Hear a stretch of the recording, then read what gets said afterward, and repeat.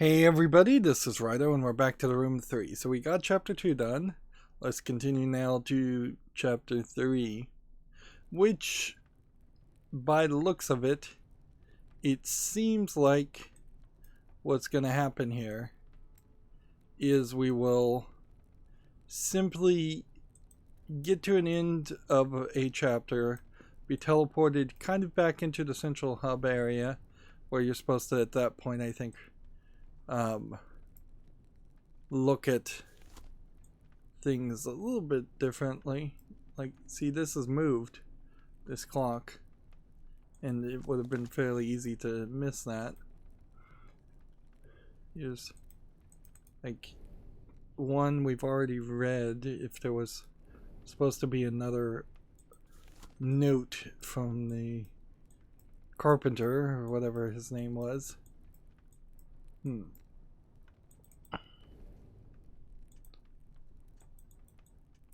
The clocks now have moved.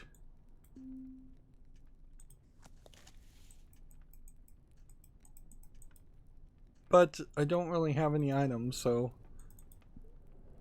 I guess I'm coming back to this area later. It does kind of feel like we're probably only going to have 3 more sections. But we could be wrong about that, certainly. It might be a case that we find the remaining 3 of these little triangles, and that leads to another area. We have to do another puzzle. And now we're kind of centering around the idea of, oh, I guess this is a vision puzzle where we're going to have to align the top and bottom to make it look like a gateway to open to another area. This is different. Like, one of my criticisms I feel about this game in general is kind of around the idea that it is not super interested in giving you new content that's very different from its old content.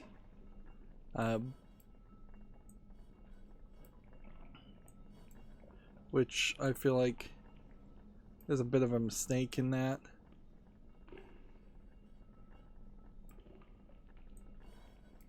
Because I think there probably should be both new content and old content. And see, that was a weird line up there. That did not feel like it really lined up as well as it should have. And it just magically fixed the wall. But I can't really complain about anything being magic, can I? Because this whole game and story is around ideas and concepts of a magical null universe. The null power. See, I see like an omega symbol over here.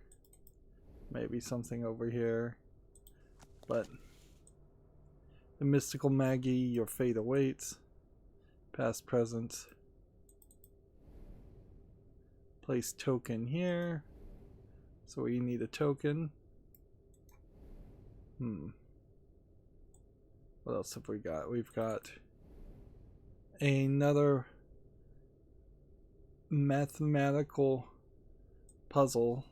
This is interesting because what this is doing more than the other ones is it's creating a nice little system for consistency, which is not something that I feel like we were really getting before. It definitely did feel more along the lines of a mistake. I think I'm missing components though. I don't think I can do this puzzle yet. So the puzzles are iterating on each other.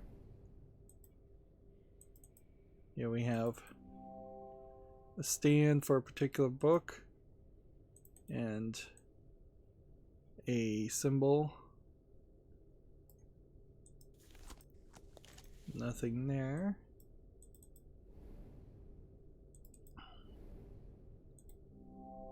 We have a message player in 1795 written on it. Well, this does feel like we are getting more towards an adventure game. And see, this is just going to be another projector that needs power first.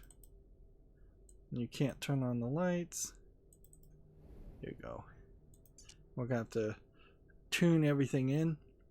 So almost now there's a consistent rule where you're going to get into a room, you're going to have to turn on a specific piece of equipment that is going to be similar in every room, and it's going to teleport you to a different area of some sort. Whereas the Myst games really didn't have a lot of that. Like when you were in a different world, everything was completely and wildly different.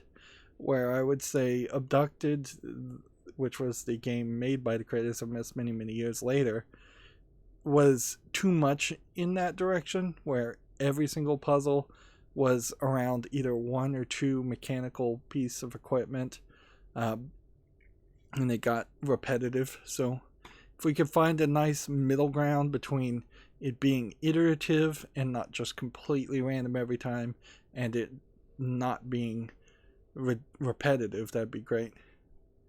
Interesting, here you stand, all corporeal and breathing, and the rest.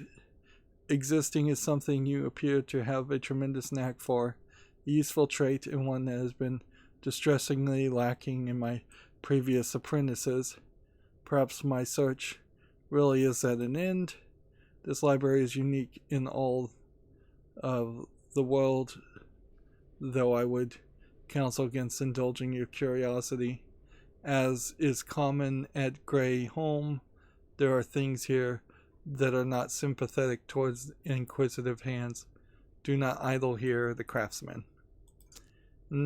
So I guess the general idea also is that the Craftsman is in like a different universe or something, because he seems to be able to know where you are and see you and put notes, but he seems not to actually exist in any kind of corporeal form. It's a lot of fancy stuff, and we're gonna light up some other place, I guess, when we get the power going. And what do we have here? Great Khan, magician. And here's something, and here's something. We found a metal object that seemed to have locked the book, or a round object seems like it might unlock the book. Interesting. Let's go in here and see if there's a button to press or a puzzle to solve. Seems like there fairly certain is.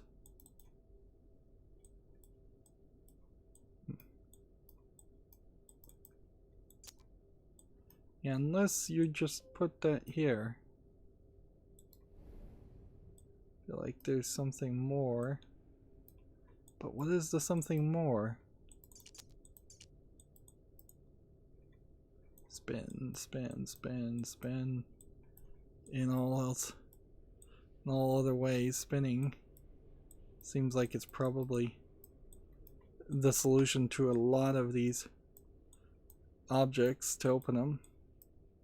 Because honestly, I think that's pretty much all it can do.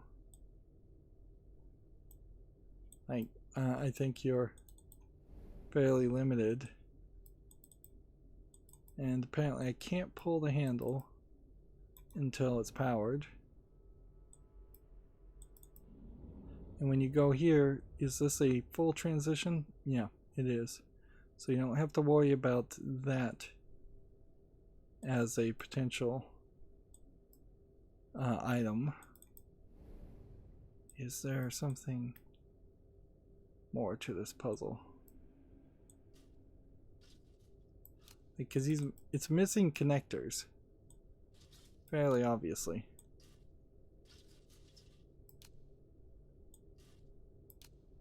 And there's no way this...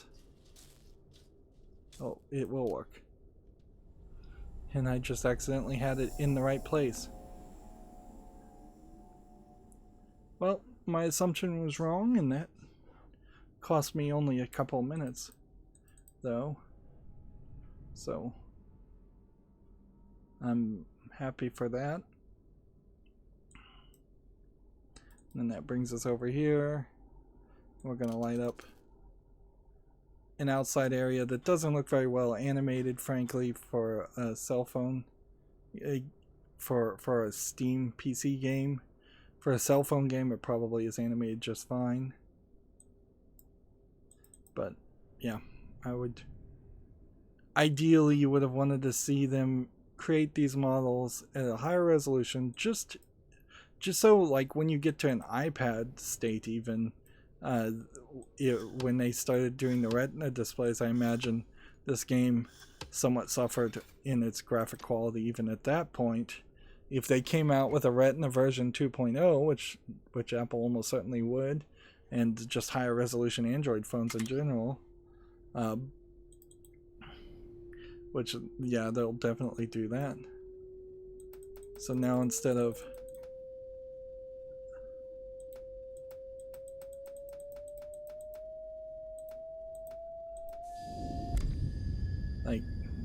dials, that was just push buttons. And there we have the null creeping in, making a doorway, and then we automatically move through it. Yeah, you would have wanted them to make better animations. And now we're in the clock tower. Interesting. And what did I do with the cube? Interesting. I didn't do anything with the cube, and yet the cube left my inventory. Items have not been leaving our inventory when we've been teleporting to other things. A wheel with a handle. And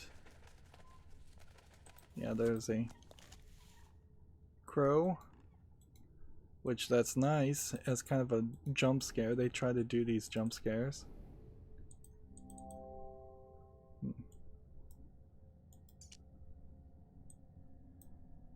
Let's see. So we kind of know where that's going to go. I don't think it goes there. Let's read this note first. And you have to get really close to it. What do you know of time? The tower was added by my great-grandfather, though his time ran out earlier than expected. Your path will appear when the last bell tolls midnight. A trifle dramatic, I know, but our ancestors understood more than they realized. There truly are moments when the cycle of our world brings it closer to its neighbors, the Craftsman. Okay.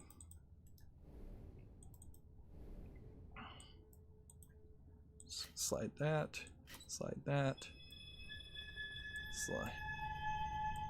slide that.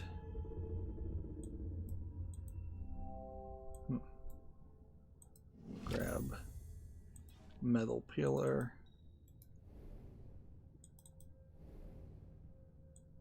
So they're, I think, doing us somewhat a favor by keeping a lot of this like hidden and locked in one place.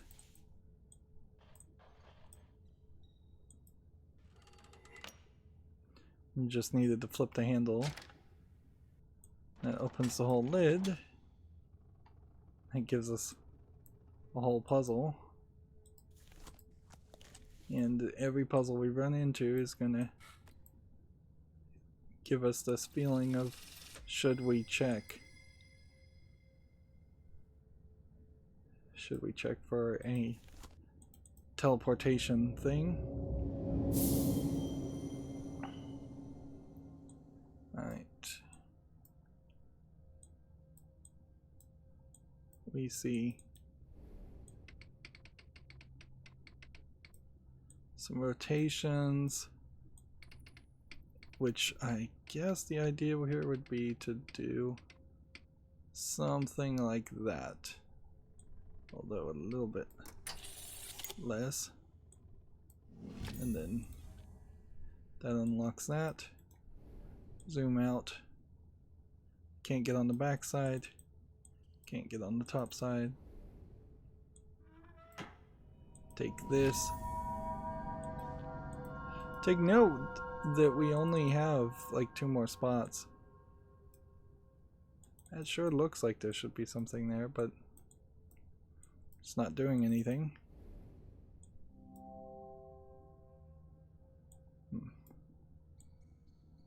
See if that fits. See if that fits. So this is what I think they call an orbital gear. And then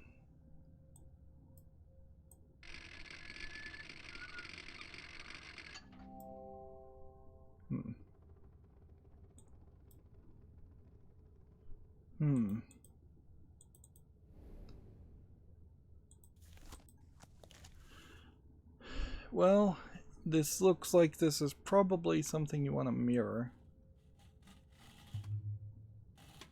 Okay, so you want to scan something that I think matches. This doesn't seem to be doing anything, so alright. We want to find a pattern that matches down here, which I think would be this pattern. That was fairly easy and quick.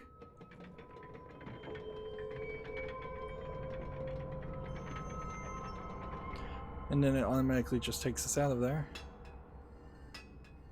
It does definitely feel like you can just rush through a game like this fairly easily if you know what you're doing.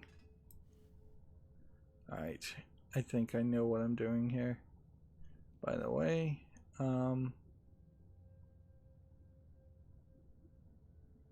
we're playing with all of these to, I think, slide all the way to an edge so that we can get them in a specific spot where we can get them into each of the 4 things. I don't think there's really a way to ruin this too much. I'll say the angle here is not particularly the best, and they probably should have locked in an angle.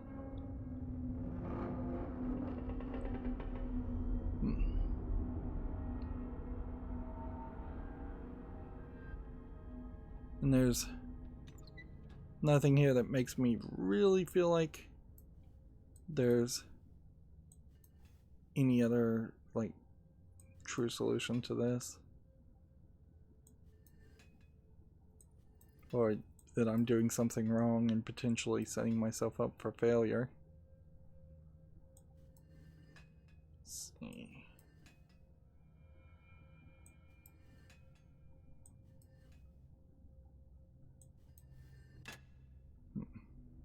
That was not the one I intended to even get.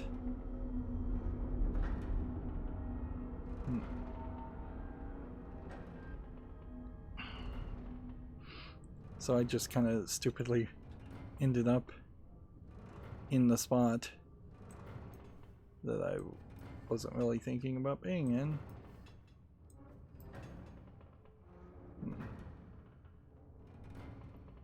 Let's see. Well, I imagine this will work fairly well.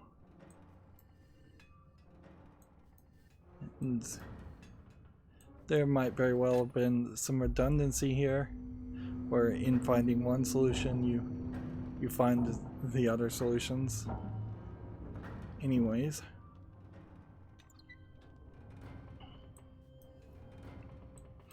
I've always felt like there should be some kind of puzzle game where you end up doing all these puzzles and then you end up destroying the world because there was no reason for you to be doing the puzzles in the first place. You simply were just wasting your time or unlocking some evil Cthulhu-esque demon or something, or a Hellraiser Cenobite type character. Of course, that kind of would just slap every player in the face for doing the thing that video games have trained them to do, which is if you see a puzzle, you solve it. Whereas, I mean, if you think about it, how many times have you seen a lock in your life, and how many times have you immediately tried to lockpick that lock in the real world? Is considerably fewer times, I imagine. Have you actually tried to lockpick something? Let's see.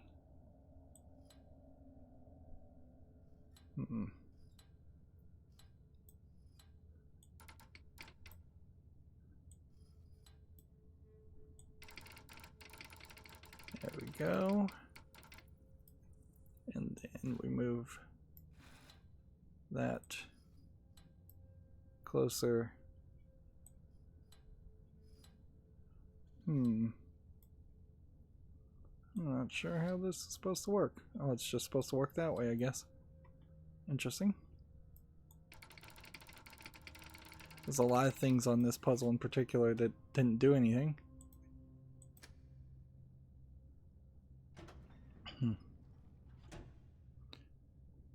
And then we have another scanner. And yeah, I see the idea here, and I kind of like it.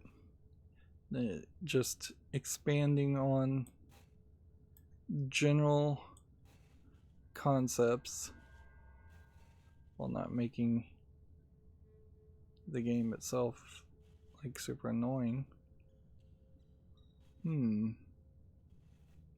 Something wrong here with the code. This one rotated works, but there's no way to rotate it. So I could try and scan this. It's gonna say no. Oh, that's how you do it. Wow, that was tricky. You are blocking the lines to make them look like one dots when they really aren't. And then it just jumps you towards the item that I hadn't even found. And then it's gonna jump you right out. There's a lot of animations here. Somebody definitely still spent the time to animate the zoom ins and zoom outs. It may not have been that much work, but there definitely was some work into that idea.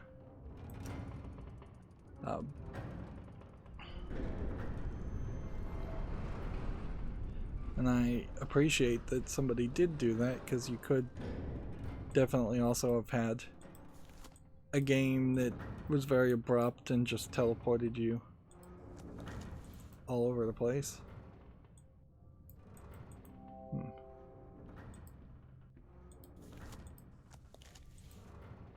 Small gear, it doesn't seem like it's attached to anything.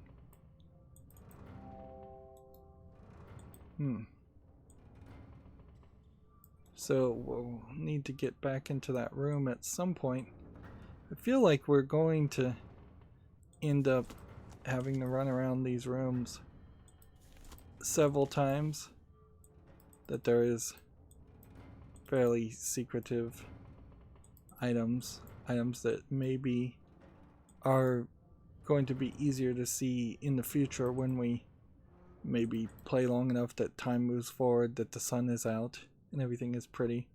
The previous room game also had a problem of habitually being too dark, and there's not as much improvement on that front as I would like to have seen. We're still seeing a lot of things that are seemingly done with candlelight and not lit with any bright electrical illumination.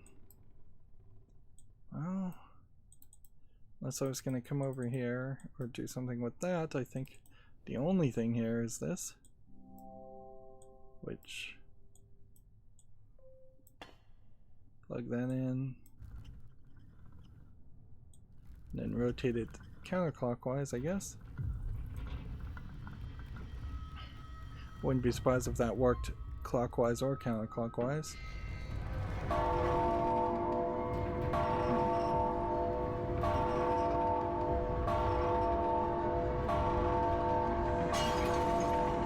And the banging broke the vial of red mist, which is the second vial of red mist we've seen. Now we see a picture, and we're going to go straight up like mist, I think, and do something inside the picture. Well, it's not exactly like mist. We didn't get magically teleported.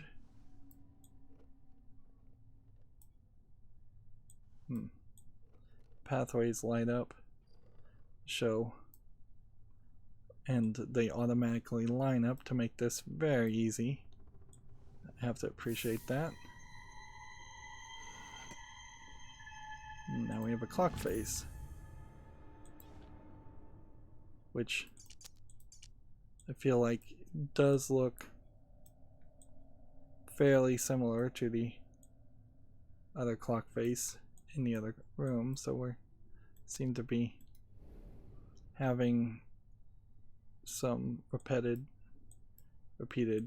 concepts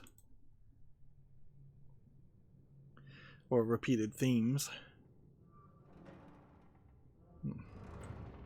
Still looking for a key, and still in the long run trying to open this. So let's see what this does. Some sort of crystal.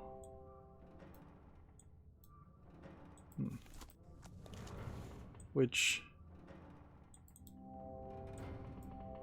I don't think I'm going to be able to open it until I can break the bars. Break the crystal.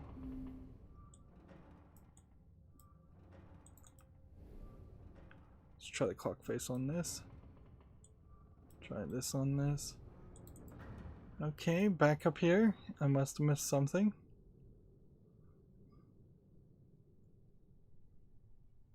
Where would I have missed something though?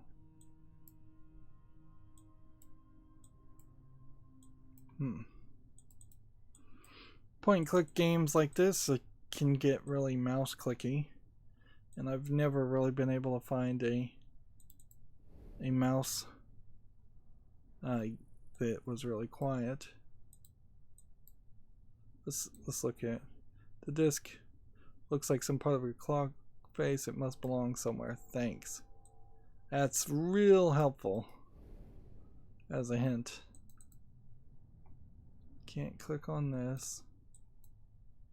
Where else would there have been a clock?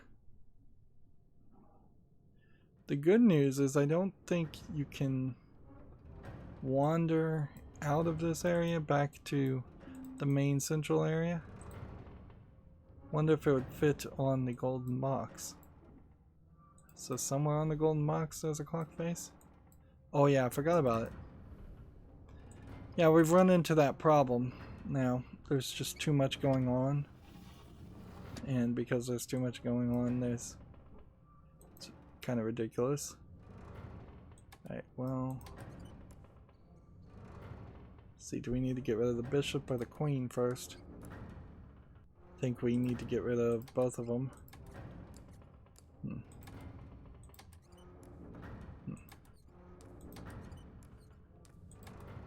So yeah, I think this is a fairly simplistic chess puzzle. We just needed to kill everybody. No real problem there.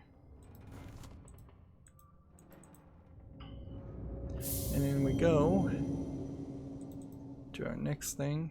That doesn't say anything. So we just need to, I think, make a path for each of these. Which that doesn't seem to be too big of an issue.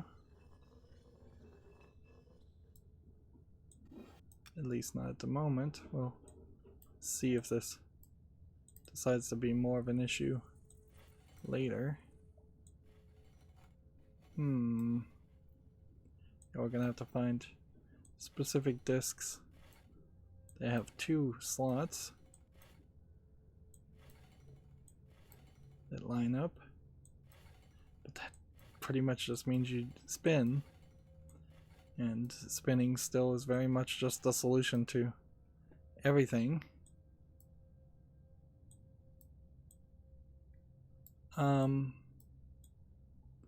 That one seems backwards though. No, they were all supposed to pull back to reveal that, so then you can put the crank in it to crank it. Overuse of the crank mechanism, even though you're not having to spin too much. And then we open what is now a much bigger puzzle. Okay, that one looks right. That's wrong. That one looks right. And then we're looking for something sort of like that. Yeah, that looks right.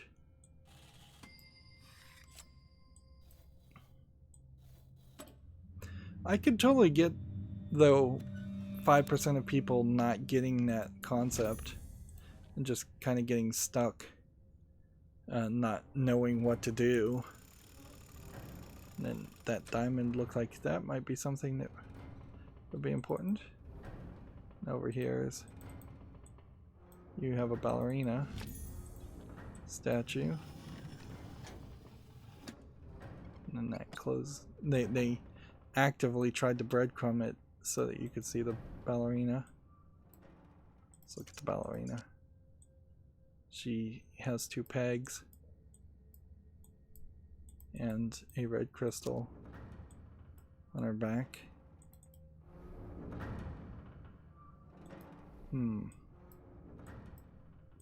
What was the thing that needed to handle this?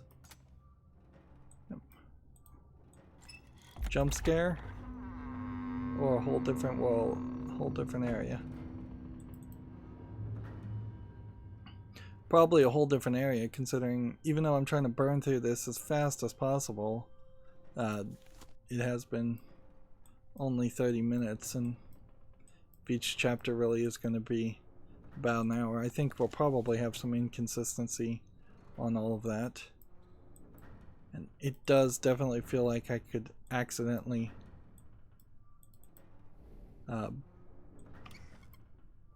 I could fairly easily accidentally miss a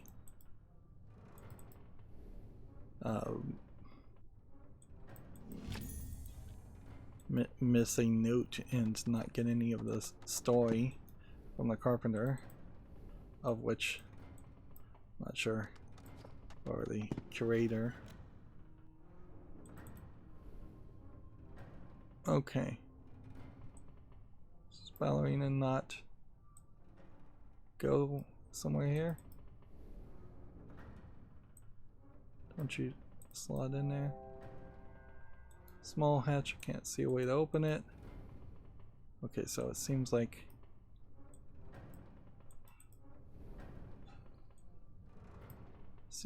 what we wanted to do is move but it doesn't seem like any of this actually moves. I'm just like double checking and double looking at everything. She's got her leg back where her leg is more downward, if that mattered. She's got nothing on her back.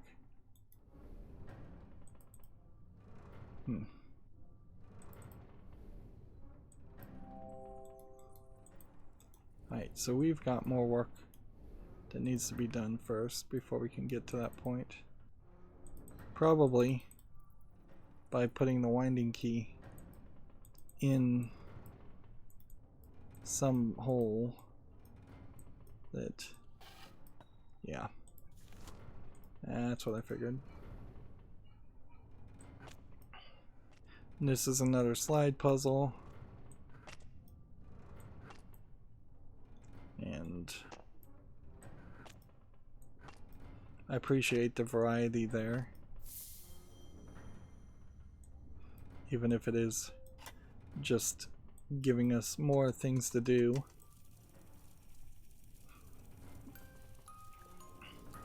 Although, in all fairness, I just cannot buy the argument that we're supposed to be following the shadow.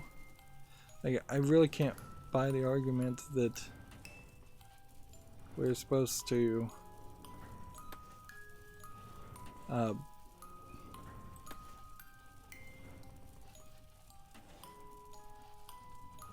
see.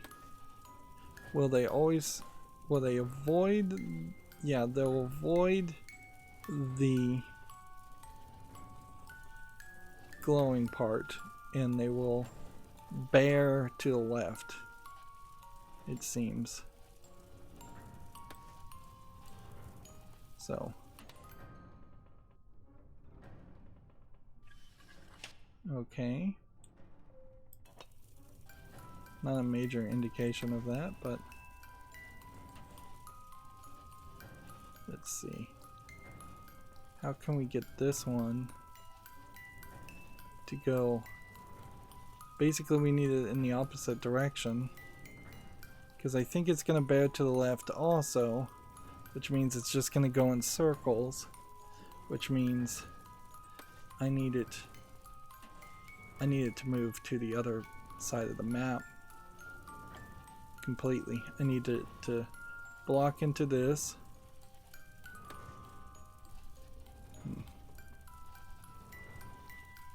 And it seems like the toggle lasts until they cross over the path, which makes that slightly easier. So I need to wait to this point, then hit that point, and then now it's gonna, I think, stay in a circle. And so I think at this point I want it to do that. And then there's like a little glowing piece here that I want to avoid. Then I want to hit it. And then that opens the back, and we got a crystal.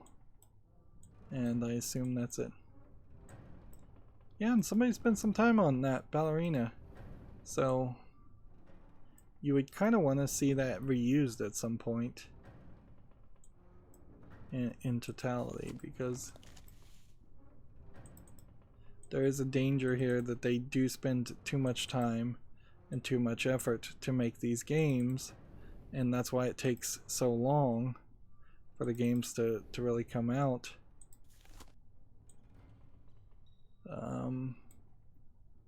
Alright, well, if we were to only combine the reds with the reds, and make them red, and then combine the blues with the blues and make them blue, there might be something there, but it seems kind of like we need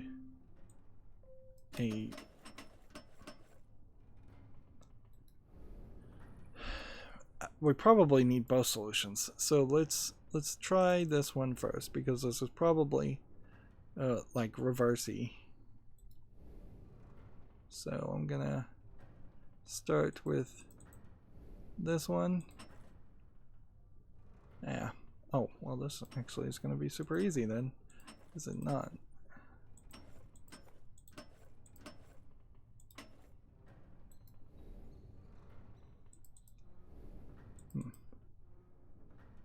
Yeah, that was super easy. And then do I just click a button?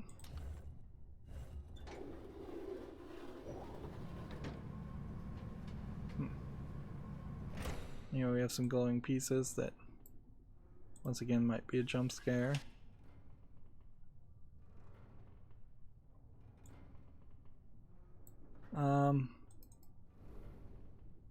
Let's play with this. Yep, this does feel like it is a puzzle that is just designed around the idea of playing with it more than the idea of having an actual solution. This looks like a chicken or something.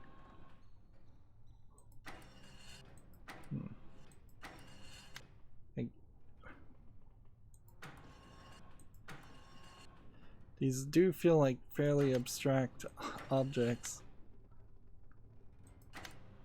Am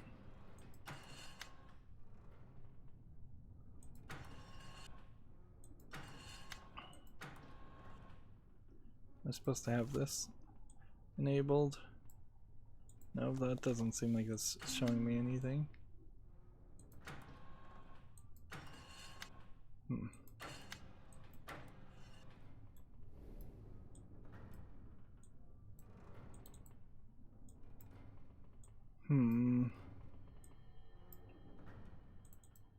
Let's see if we can put in the other piece of the puzzle and see what that does.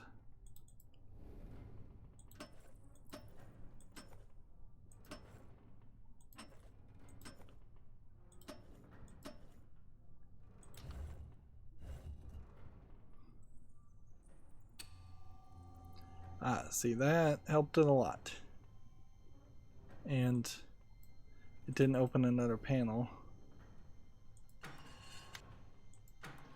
Yeah, I could have spent a lot of time on that.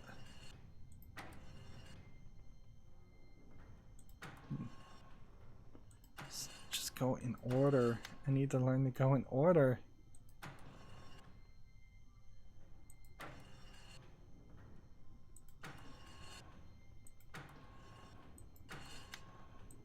I think that might be it.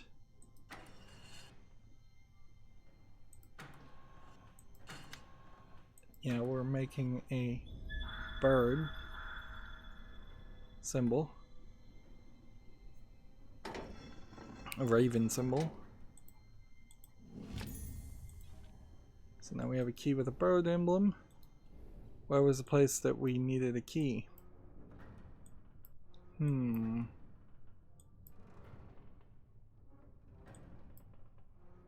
Well, I didn't see a key, a lock with a bird emblem on it, but we did see a raven, remember, a long time ago.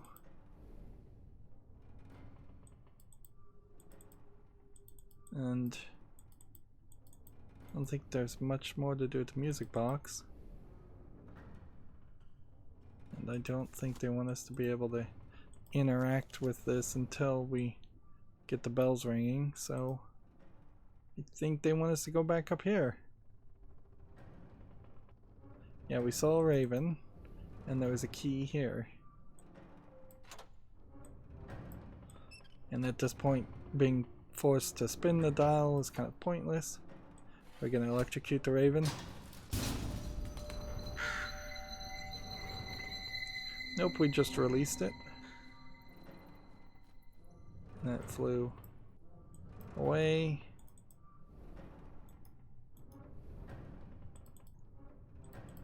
Are we supposed to do something more here? Because I can't double click on that cage. So apparently not. So let's follow the raven.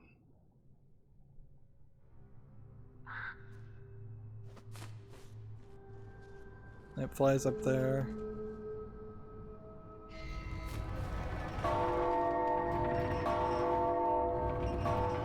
So they magically knew that the raven was going to land on the bell and cause that bell to break, opening the gate.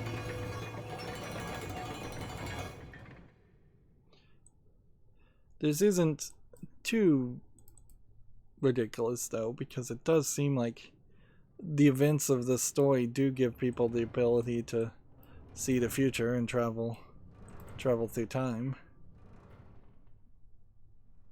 Or at least the puzzles themselves have like magical abilities of being that contrived. Yeah, these puzzles are more of the same, but I can't complain about more of the same. There's been plenty of other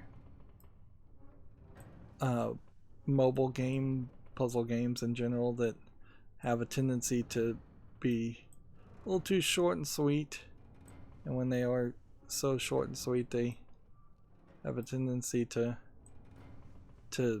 be overpriced at that point because you don't just have enough time built into it.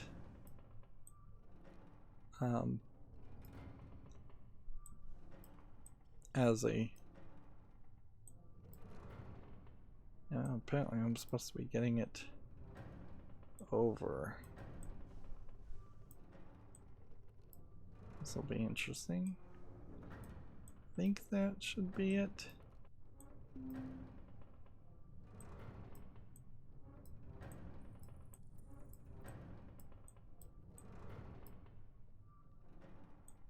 Get it down there.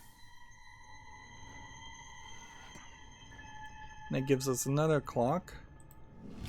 And we're seeing pictures of what I think are supposed to be the area we're in. Like, or the castle that is the central area that we walk around. Which again, I feel like is a smart move to really force the whole world to make more sense, when it often in the previous game did feel like it kind of was just in random places.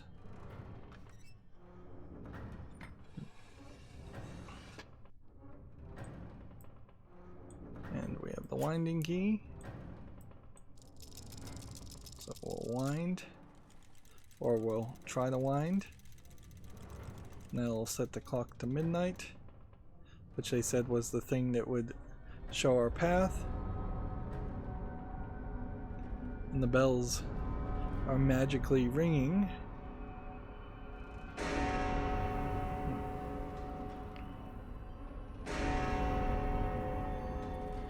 You have some generic areas here, sure, that like we were in a lighthouse before, even though it didn't really look like a lighthouse until the very end, and now we were in a bell tower. So once we get the thing, we get symbols flashed in our face, and that's the end of that chapter. And yeah, there's either 2 more chapters or 3 more chapters or a whole bunch more chapters after this. I wouldn't be surprised if there are 3 more chapters. I wouldn't be surprised if there's even 6 more chapters. If we're actually getting much higher than that, I'd be a little surprised. I imagine almost certainly you get a diminishing return by the time you make the room 3. And so I wouldn't be surprised if this was shorter than the room 2, or at least how I vaguely remember the room 2 felt like it was really, really long. But the main thing that really kills me about this game and this company is they had quite a lot of success, I think. More success than most people as far as making mobile games. And they really failed to like double down and make a different type of game. Like if they had made like a top-down twin-stick shooter or brawler or an RPG game or just even like a visual novel or something different that wasn't just an adventure puzzle game, that would have been really impressive. They probably would have wanted to double down on their graphic ability, so I could see making like a free-to-play game that was very pretty, that was like an RPG. That feels like that would work fairly well for them. But they didn't do that. They just kept making the room, and one other game that is so unimportant it doesn't even have a Wikipedia link for me to look at. Anyways, well, that only took us 50 minutes this time, so we're going to be somewhere between 45-minute and 50-minute episodes. Impressive, you have bested the ruthless mechanism of the clock tower with humanity intact. The tolling bell marks progress, but not without hardship. So, kind of like a generic descriptor here. I imagine we are just going to be in for more of the same. Probably some more iterations on the same puzzles as we go to different areas. There is a decent chance that when we get to new areas, there'll be one or two new concepts thrown into the mix. And we are finding things in the overworld section that clearly interact. So I wouldn't be surprised if there is either some secrets in the overworld section, or there is an important puzzle that you're going to have to solve after you do all these sub-puzzles. Anyways, that's going to be it for this recording. As always, I ask you to like, share, subscribe, comment, and watch every second of my videos. If you want a friend to follow me on any social media sites, there's a whole bunch of links down below. And if you want to support me further, there's a link to Patreon, or you can friend me on Steam and gift me a game off my wishlist. Thank you for watching. Have a good evening.